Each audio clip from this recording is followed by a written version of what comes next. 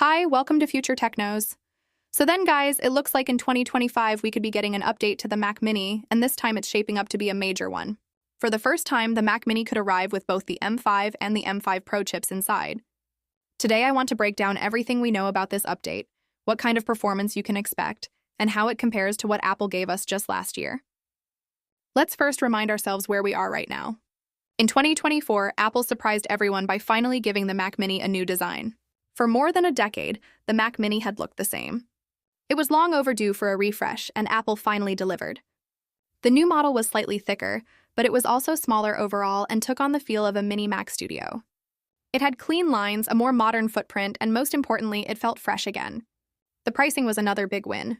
The entry model with the M4 chip came in at $599. For that, you got 16 gigabytes of memory and 256 gigabytes of storage. That's one of the lowest starting prices for any Apple computer, and it gave users a very strong option if they wanted to enter Apple's ecosystem without spending MacBook or iMac money. And the deals that followed made it even more attractive. During big sales events, the base M4 Mac Mini dropped to around $450. That's an incredible value for what you got, and it's why many people saw it as the best bang-for-buck Apple computer available. For people who wanted more power, Apple also offered the M4 Pro version. That started at $1,399, but it included higher memory and storage options, plus significantly stronger performance. Even that version saw discounts, with some retailers listing it at around $150. So in 2024, Apple managed to cover both the entry-level buyers and the performance-oriented crowd with the Mac Mini lineup. Now, fast forward to 2025, and the big question is whether Apple will release a new version this quickly. Historically, Apple hasn't always updated the Mac Mini with every chip generation. For example, there was no M3 Mac Mini. Apple jumped directly from the M2 to the M4. That's why many people were unsure whether we'd see an M5 version this year, but new leaks are pointing strongly in that direction.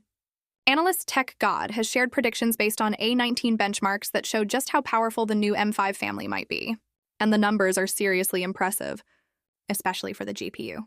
According to his estimates, the regular M5 chip will hit around 4,115 in single-core performance and about 16,793 in multi-core. But the real shocker is the GPU, which he expects to score around 8541. That's a huge jump compared to the M4. Then there's the M5 Pro. His numbers suggest multi-core scores around 25,674 and GPU scores pushing 155 to 90. And if that wasn't enough, he also laid out early estimates for the M5 Max. That one could hit 29,431 multi-core and an insane 264,560 on the GPU. Those are staggering numbers.